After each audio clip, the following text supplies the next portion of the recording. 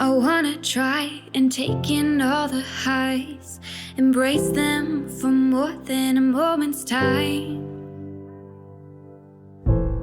I want you, please don't move when I push you away. I know I contradict myself some days, but will you ride the lows with me? Welcome to Mental Health News Radio. I am your host, Kristen Sunanta Walker. Our goal is to help discussions about mental health be a regular part of your daily life, no different than discussions about physical health. Mental illness can be a topic of discussion under the umbrella of mental health, along with so many other topics. This show is the original program on mentalhealthnewsradionetwork.com. Our network of shows are played in over 180 countries and cover more topics under that umbrella than you can possibly imagine. We were talking about mental health long before it became cool and popular to talk about, and thank goodness it has become so popular. We have incredible guests, advocates, patients, experts, people. Thank you for tuning in and enjoy our intro music, a song named Lows, written by Aubrey Toon. You can find her music at www.aubreytoone.com. That night when I started praying, I cried. Will you ride the lows with me? Will you ride the lows with me? When I'm down, my vision gets blurry. Phillip Dacus, thank you so much for not only joining the network, but coming on and doing your show and my show. Oh, you're more than welcome. Glad to be here. I had told you when you had emailed in about doing a podcast, or actually re-upping the one that you had already started, that, I've heard it all. I've done over 3,000 shows. I've listened to everything, and I hadn't heard what you talk about, and I feel like I really relate to it. So I'm excited for you to explain it. Can you tell everyone what it is and how you came to know that this was something that is a diagnosis for you?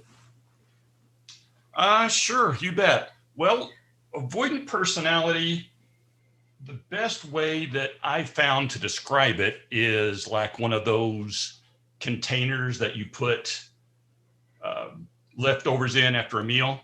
Mm-hmm. And you open up that container, and inside you find all the various symptoms like major depression, severe social anxiety, fear of people, fear of going outside, extreme sensitivity, rejection, and Mm-hmm. on and on and on. So that really allows you to understand just the severity of it, just how difficult it is, because severe depression is by itself just a horrible Absolutely. condition. It causes you not to even want to get out of bed in the morning. You can barely function. So severe social anxiety by itself is a horrible condition. You can't go out and meet friends. You can't go out and meet family. You just don't want to be around people at all. Then you take all of those separate conditions and you put them in this one container called avoidant personality, and you really understand how horrible it is, how these people can really not function at all. And do you know, or I'm sure you do, that is it a DSM code or not? It is, but there's some confusion. It's not actually listed as avoidant personality right now. It's listed as a cluster C. Okay. Personality disorder, which is the DSM is simply taking several personality disorders and all grouped them into these various things they call clusters. Right. And my listeners know very well about cluster B, because that comes with the narcissistic personality disorder or antisocial personality disorder and so on. And this is cluster C, listeners, not B. Correct. And it's actually gone through several changes over the years. once upon a time, it was even known as Asperger's disease. Okay. And so it's gone through quite a few changes, and that's just classification Interesting. issues is all it is. So how old were you when you got this diagnosis? I was in the Air Force, so I was in my mid-20s. Oh, wow. Okay. So you knew what led you to going in, because people would think, well, wait a minute, you were in the Air Force. I mean, you went through boot camp, you did all these things. How did you do that and have this issue? So how did that come about? Well, with a great deal of difficulty. I bet. Because being in the Air Force, going through basic training and all those, you're around people all the time, and you have your drill sergeant, telling you what to do, and was very difficult. So that is about the time that I started thinking, okay, there's something going on here. Well, I already knew that, but this is the time that I really needed to start reaching out and start trying to figure out what the problem was. Were you able to do that through resources at the Air Force, or did you go outside of the Air Force? I actually did both. Okay. The first thing I tried, which I wish I hadn't, but I did anyway because I was desperate, I went to see a hypnotherapist. Okay. Which is, in my opinion, a very dangerous thing to do. Hypnotherapy is a little strange, but anyway, I went to see a hypnotherapist because the main reason I went to see them at the time was because I was deathly afraid of women. Okay. I could not even function around a woman. I would get physically ill. Wow. And I went to see the hypnotherapist. That really didn't go anywhere. And then after that, I went to see a psychologist on the base. And they're the one that, after a lot of testing, said, oh, you have avoidant personality disorder. Okay. How did you feel when they told you that? Did you feel relieved, or were you shocked or horrified or happy, or a mixture of all? A mixture of everything. It's, on the one hand, it can be difficult carrying that label, because now that I know that I have avoidant personality disorder, I know that I have all of these symptoms and problems. And so that can be a difficult thing. But on the other hand, it's really freeing to know what the problem is and why you're suffering through all of these things. So yeah, it's a good mixture of all of the above. Right, which it should be. I mean, no one sits down and well, maybe some people do, but most people that I've spoken with sit down and they get, you have bipolar disorder or you have dysthymia or whatever it is. They don't jump for joy. There's a mixture of yay and oh. So, I mean, that's expected. I can understand the feelings about women. I had similar about men for other reasons. The men in my family were not safe to be around, so mine were circumstance related, and I don't know that I would have felt that way otherwise, but it certainly took years into my 40s before I could actually have real friendships with men. So I totally understand that. For you, share as much as you feel comfortable with, but was this something where it was a nature versus nurture, or a combination of both, to create this within you? The fear of women, that one, I really don't know where that came from. I don't have anything to back it up. My suspicion is it's just another aspect of avoidant personality disorder, because one of the symptoms of it is that you fear people. Right. And you fear rejection. So because of those two, I developed a fear of women. And a lot of that was that I was afraid of being rejected by them. Gotcha. So I said I really don't have any data to back it up, but I suspect that it's just another symptom of avoidant personality. How long were you in the Air Force? 3.5 years. Okay. As you were, getting treatment for this, and going out and living in the world, messing up, having some victories and then coming back into treatment, which is how it goes for everybody. But as you were doing those things, what made you stop and say, I really want to help other people with this? That was definitely, well, it was something that I think I always wanted to do, or at least it was always in the back of my mind. But of course, when you're dealing with it, or when I was dealing with it, I certainly knew that I wasn't in a place that I could start helping people, because I could barely even. You had to help yourself first. Exactly. You had to put the oxygen mask on you first. Exactly. So for me, it was when I went into the mental ward at the VA hospital. Mm-hmm. And that was my rock bottom. So I reached rock bottom, and then I got the help I needed, and that put me on the path to recovery. And then I started thinking, wow, there's an awful lot of people out there that are suffering from this, just like me and worse. So now that I have reached that point where I'm on that path to recovery, now I can start helping others. And that's when you know you really are in a recovery pattern. Of course, you don't live there all the time, because we still trip up. I mean, I still have things that will come up to do with men where I go, whoa, and I have to talk myself through all the tools that I received in therapy to get out of it. And it happens very quickly now. I don't even think about it. But, there are decades that happen that create it to happen quickly later on, Definitely. Being on the path to recovery, I tell people that doesn't mean you're healed. That doesn't mean you're completely over it. Right. That means you're on that path, and it's something that you could well struggle with for the rest of your life, at least not struggle to the point where I was back then, but struggle like an alcoholic. An alcoholic needs to steer clear of going to bars. Right. There's certain triggers that they need to stay away from. Well, it's the same with avoidant personality. There's certain situations I need to be careful of. There's certain thought patterns that come up, and I'll go, wait a minute, this is not a good thought pattern. I need to stay away from that and correct it before it's too late.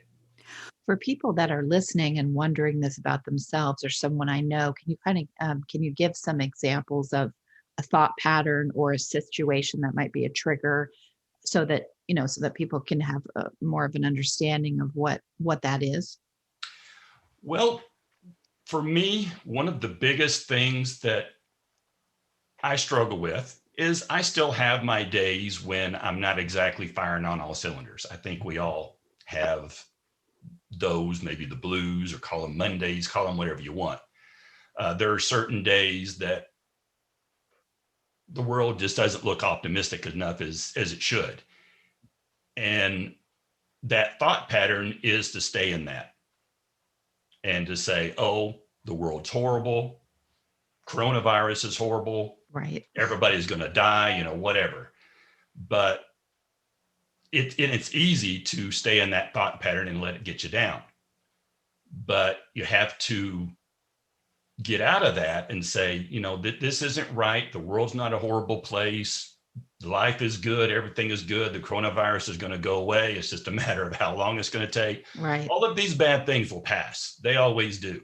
So the next day, usually I found a pattern. One of the thought patterns that I've discovered in my life is that when I have these days that things might look a little bit down, just put it aside and wait till the next day, because the next day is always better. And I found that pattern is always the same my entire life. If I let myself get down, then I'm going to stay down. But if I wait until tomorrow, I know it's going to be better. I think sometimes too, as you get older, you realize, okay, I didn't die the last 2,500 times that this happened. So, right, exactly. So I will survive this. But the thing that's hard when you're younger, and, maybe you'll agree with this, what I found is the ability to put that thought aside. I would just keep ruminating, and I couldn't put it away. And now age, I think, and more tools and doing this network and the podcast and everything has helped me be able to go, okay, this is such unhealthy thinking right now. And you need to stop and just, do something else or go to sleep or whatever, so that I can have that wake up the next day and go, yes, it's a new day. But I couldn't do that when I was younger. What about you? That's exactly it. One of the things that was a big trigger for me is darkness. Yeah. And my wife would attest to that. We actually got divorced after 15 years. And when we were divorced, I sunk into a really deep depression. And that's what led to my going to the mental ward. And then after that recovery, I remarried my ex-wife, who's now my wife again. But one of the things that was a huge trigger is I was living that time at a rental house because, obviously I wasn't living with my wife because she was my ex. And I would close all the curtains and keep the house completely dark.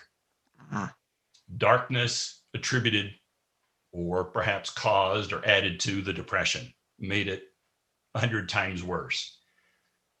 So now I open up all the blinds. I keep everything very light because I don't want to go there again. Right, exactly. And you it feels like a protection. Like I used to hate sunny days. I wanted to move to Oregon or somewhere where it always rained and it was always cloudy. I could not stand sunny days. And I still can have a problem with that a little bit. I feel much more comfortable when it's darker outside. That just could be preference. But yeah, that wanting to close all the blinds and everything, you're right. Sometimes it's just, I really don't want to open them, but I'm going to, because I know that that's a tool that's going to help me. Right. And that's a pattern. Right. And you're right. When you're younger, perhaps you've not had enough experience to recognize these patterns. When you get a little bit older, or you've had some therapy or whatever, you learn to recognize these patterns. Okay, darkness, I love it at night, helps me sleep, but during the day, not necessarily a good thing. Right, exactly. And other things that I can look at and say, hey, this is a pattern I need to recognize, because I know that it could take me to not a good place. How did you, being someone with avoidant personality, did you meet other people to or hear other people that say, hey, I have this too? Because that's such a helpful part of the recovery and healing journey. So how did you make that happen? Well, for me, I started a nonprofit because I had a lot of difficulty trying to find people that shared avoidant personality. They can be a little bit challenging to find now these days. Of course, you're all trying to avoid each other. Yeah, exactly. Avoidants tend to avoid. It seems like one of those cliches or weird things to say, but it's very true. Avoidants avoid. They avoid life. They avoid talking. They avoid being known. The majority of people I talk to are actually what I call loved ones. A loved one is someone that doesn't have a mental disorder, but they're in a relationship or trying to be in a relationship with someone that has avoidant personality. So they're desperately trying to figure out how to be in that relationship because they're pulling their hair out because that person doesn't talk to them. That person doesn't fight right or fair. And they're going crazy trying to be in a relationship. So they're the main ones that actually reach out, not the actual avoidance a lot of time, unfortunately. That makes total sense. And so I love that about you and your wife. I have similar with my husband. We didn't remarry, but we're back together after years apart. So we have a lot more in common than I even knew when we first started talking. Well, good. But it is helpful. It is, I would think that this kind of a personality disorder would make those long-term relationships, the people that have stuck it out with you and that you've stuck it out with them, because it's challenging on both sides for different reasons, those relationships become extremely vital, especially as you get older. Yes. And my wife, she could tell you a lot of stories. I put her through a lot of crap for 15 years, to put it nicely. Which of course is what led to the divorce. I was incapable of talking to her. I was incapable of communicating. I was incapable of relating to her family. I wouldn't even go out. It was a horrible time. I wish that she was, I could talk her into being here to share some of her stories of trying to put up with me. Well, maybe we'll do another show if she feels like wanting to share that way. That would be awesome. That would be great. I would love that too. Have you made, and some of these questions are going to be basic and obvious, but I want to ask them anyway, just for listeners that might be curious. Have you made friends with people that also have this disorder, not just the spouses or loved ones? Yes and no. I wouldn't necessarily call them friends. I've made acquaintances. Okay.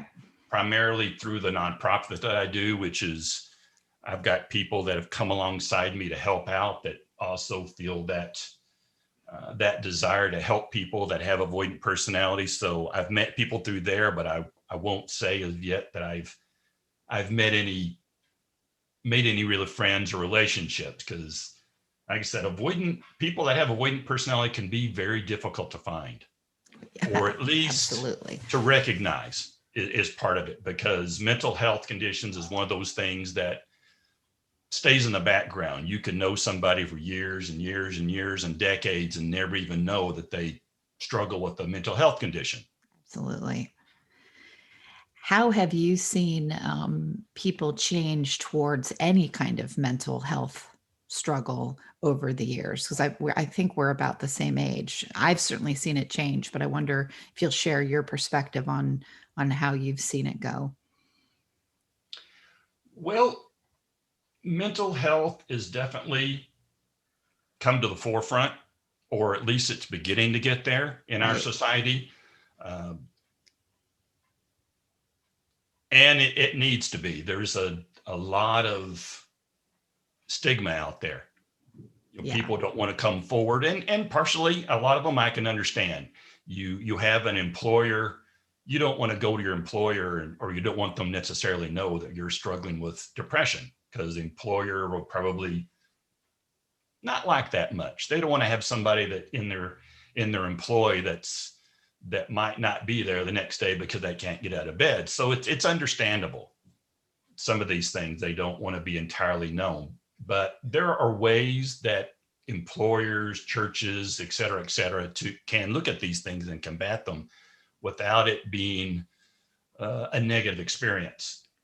But they just need to know. And right now, mental health is something that it's beginning to get there. It's not there yet, which is a large part of the thing that I'm trying to combat, is getting the word out there about avoidant personality and mental health in general, which is why I was very grateful to find your network. I didn't know there was other mental health podcasts out there. Right. I know people are usually surprised. And then when I tell them, well, we have 90 of them, they go, what? That many people? Yeah. Yes. It surprised me. I had no idea. So I was very grateful to find it.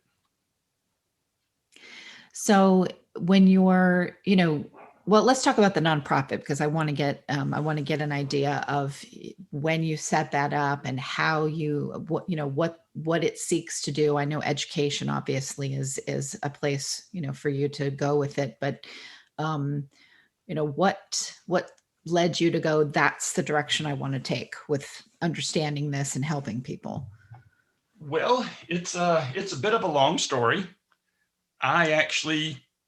The nonprofit actually started out life about 15 years ago as a different nonprofit called Needs Met. Needs Met was all about feeding, clothing, the physical needs. did that successfully for roughly 5 years. But it wasn't something that I felt like was really, it wasn't where I was supposed to be. Okay. My wife would always tell me, right church, wrong pew, is what she would constantly tell me. In other words, I was doing the right thing, trying to meet a need, but I was going about it the wrong way. I was meeting the wrong one. And after several years, I finally listened to my wife, which is, she's usually right about these things. And that's when, about the time I was getting out on the other side of avoidant personality, and I started thinking about that, and I think she's right. Physical needs, food, clothing, all that, these are wonderful things, but these are things that there's a million organizations out there doing a great job at, way better than I ever did. Right. So, but avoidant personality is something that I can help with. There's not very many people out there doing this, and it's something I've lived. So I know personally exactly what it's like to live it. I know exactly what it's like, or what it's going to take to get out of it. So that was like my duh moment. Right. You're right. Your duh moment or your aha moment, or a mixture of both. Exactly. Yeah. It's like, yeah, what was I thinking? Yeah, of course I should be helping people with that. It helps you. I mean, I don't know that I've shared this in this way with my own listeners, but I probably have. People are rolling their eyes as they hear me say this. But for me, doing the podcast was a way of me using my voice and me getting over a lot of the stigma I had of myself and my issues. Because it forced me to speak out and to interview experts and have conversations with them about what I found interesting, which were things, a lot of the time there were struggles that I felt I had. So just this mic, I call it the truth stick, was something that, really helped me move to a different place. I never say healed, because I feel like healing is, you're done healing when you're dead. But, it Exactly. certainly brought me out and wanting to do this network. Same reason as you wanting to create your nonprofit. Just, okay, what can I do to be of service? Exactly. And this is something that is a huge need. Mental health is my end goal. And there's a lot of things that I'm doing that the nonprofit has taken on. It's huge, the vision that I have to try and get out there. Of course, raising awareness is just a small part of it. I'm also writing a book, which is my journey with avoidant personality disorder. Once the book's out, I've also got my eye on developing some online classes. Fantastic. That people can take from the security and anonymity. I usually have trouble saying that word, anonymity. Perfect. Of their home. But I said it this time. Wow. I'm impressed. See, it's the mic. I'm telling you, it's the mic. Yeah. But they say that the best way to really learn something is to teach it. Yes. So you don't have to fully know something completely. I'm sure there is such a thing as knowing something completely, but if you want to get on that path to really understand something, start teaching it. Right. It's when the student becomes the teacher. There's a saying about that I won't try to replicate because I'll butcher it, but it's very true. When the student is ready, the teacher appears. Right, exactly. But it's the opposite way when you're teaching. I've learned there's that road, which is vital, and then there's that you realize that you are being a teacher, and when you finally go, oh, I am teaching. Mm-hmm. Oh, okay. I actually now am the Obi-Wan. I'm not the Padawan learner, for any Star Wars fans out there. Right. I made the teacher mode, because you hear this stuff coming out your mouth and you're like, wow, that's kind of wise. Yeah. Where'd that come from? Exactly. I should do that more. How is it I just said that? Wow. Well, talk about how the pandemic has been for you. It hasn't really affected me much. Yeah. I worked from home for the last 15 years. So for me, it was just business as usual, Right. working from home. And in the way, I always try to look for the good in everything. And I haven't always been that way. My wife can attest to that. It's another one of those things I'm constantly working on, trying to look at the glass half full instead of half empty. Right. Pandemic has been terrible, of course, but there will be good things that'll come out of it. Right.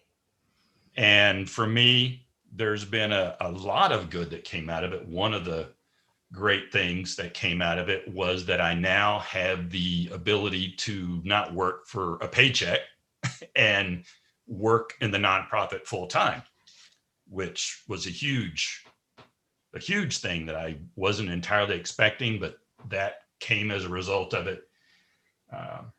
And I'm very happy to be doing that. This is what I've always wanted to do, was to help people. Fantastic. I know I thought, because I obviously work from home too. So there were some things that didn't change, and it actually was a relief in some ways of, oh, okay, well, I don't want to hug everybody. I don't want social distancing is fine for me. So some things where it was like, oh, now I have this worldwide excuse. Yeah. I'm glad you brought that up. Yeah, that is something. I've never been a hugger.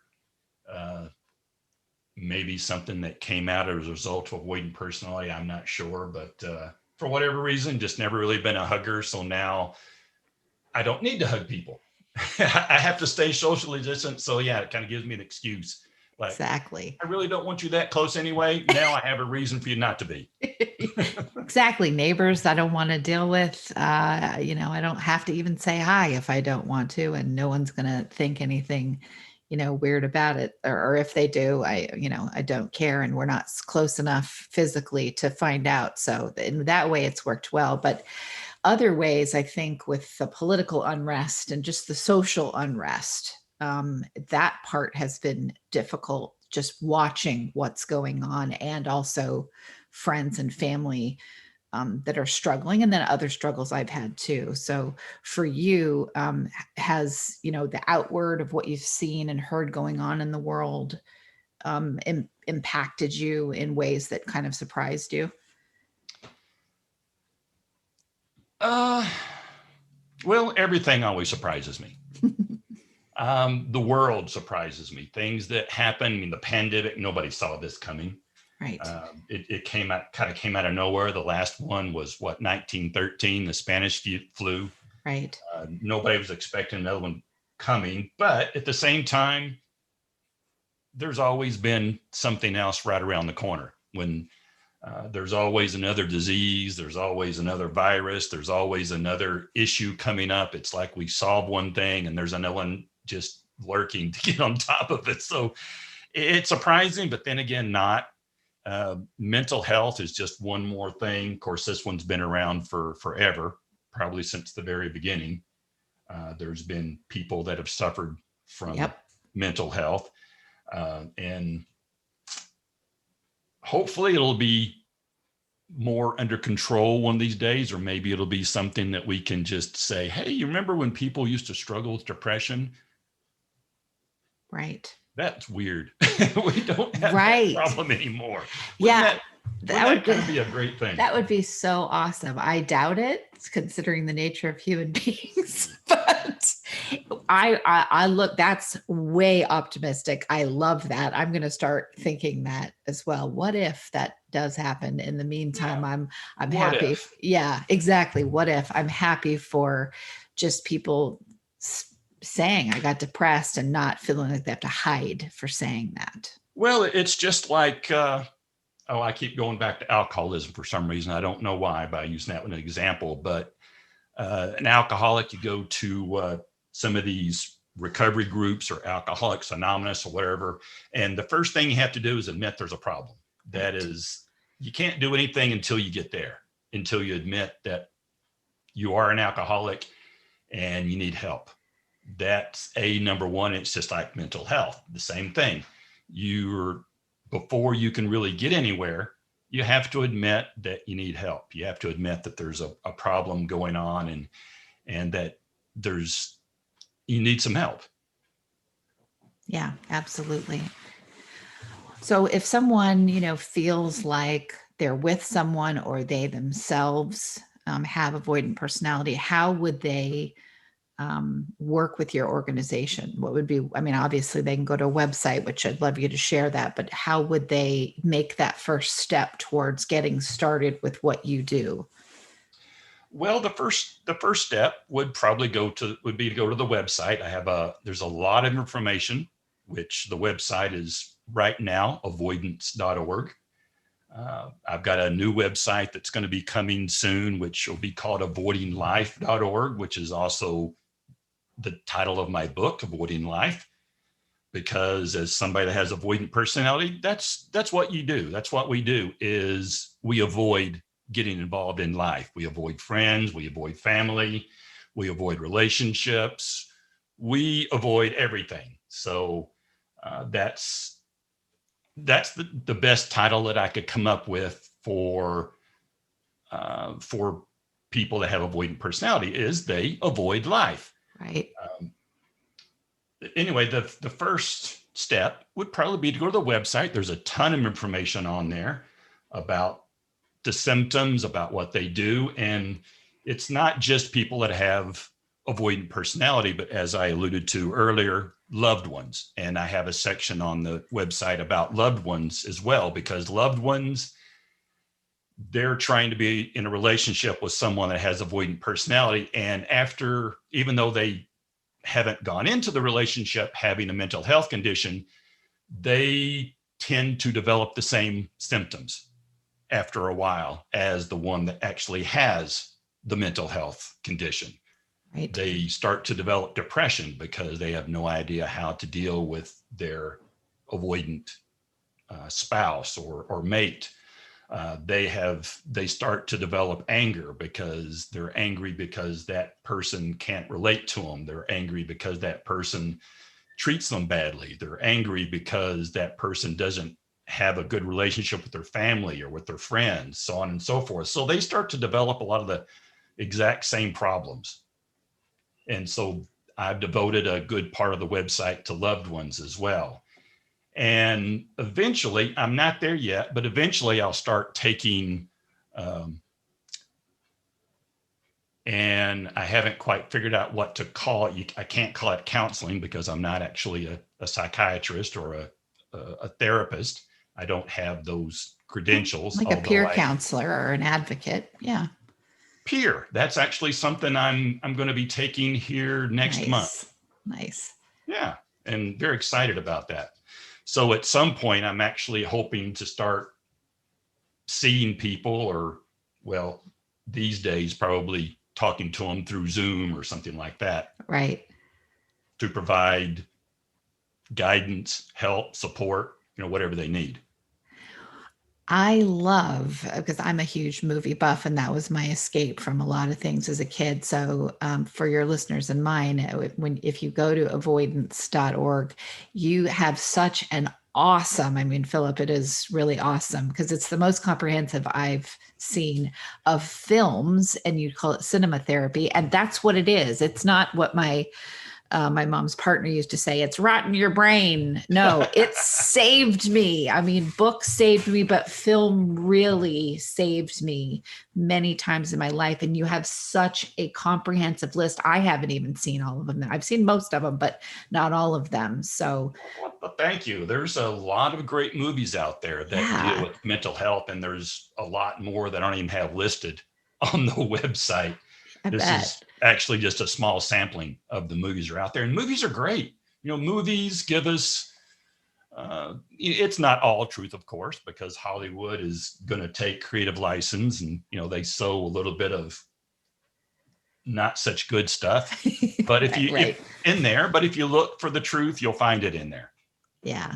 And the biggest thing is, it is therapy, because like you say on your site, it's an escape from your from the avoidant personality. It can be an escape, just a temporary escape from depression, from trauma, PTSD. That's why it's so good to have that visual aspect and sound and everything that's going on by, watching a film. It's longer than 30 minutes. So you don't, because I tend to get, if I'm really into a movie, that's why I like series as just as everybody else in the planet loves Netflix series and so on, because then, you're, oh yeah, I got another one to watch. It's not over after an hour and a half.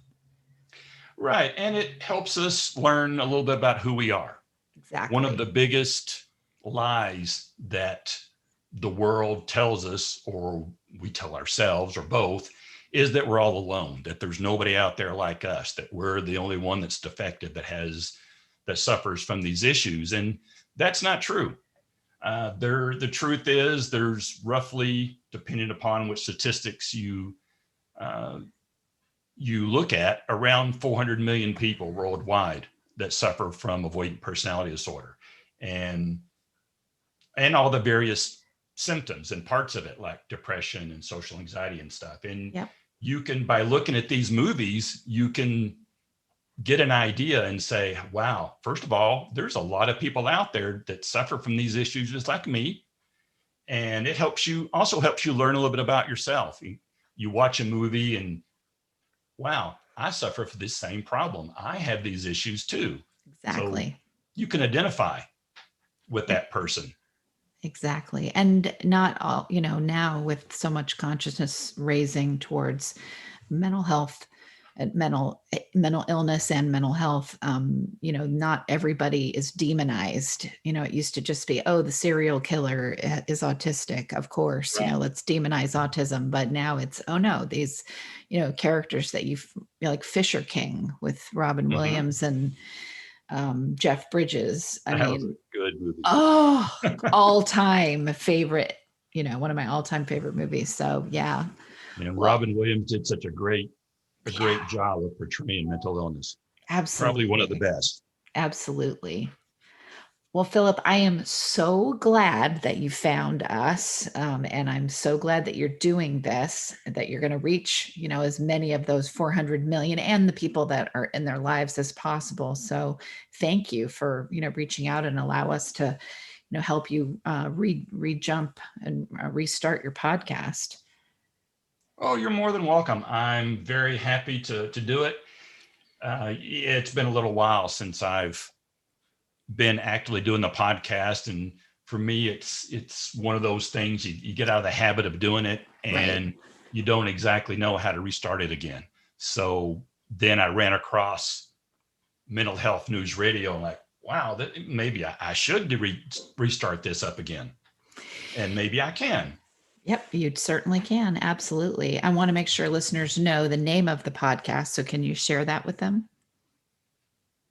The podcast is Avoiding Life, which is exactly the same as my book, and is going to be exactly the same as my new website that's being developed. So I'm trying to keep everything consistent. Absolutely. And you can find it, listeners, on iTunes, Spotify, Google Podcast, every podcast app, whatever your favorite podcast app is, the show is there. So Phillip, again, thank you so much. And I'm so glad that you're part of the network. Well, you're very welcome. And thank you very much. I really appreciate it. I'm very happy to be a part of it as well. All right, listeners, thank you for tuning in. Enjoy more episodes with Phillip. And you can find him on mentalhealthnewsradionetwork.com and also on all of the podcast apps that we've mentioned. Thank you for joining us. Hi, listeners. I'll make it quick. These are some really cool places that give discounts and other cool things for listeners of Mental Health News Radio Network. If you want to get amazing help with healing from narcissistic abuse, go to healfromanarcissist.com.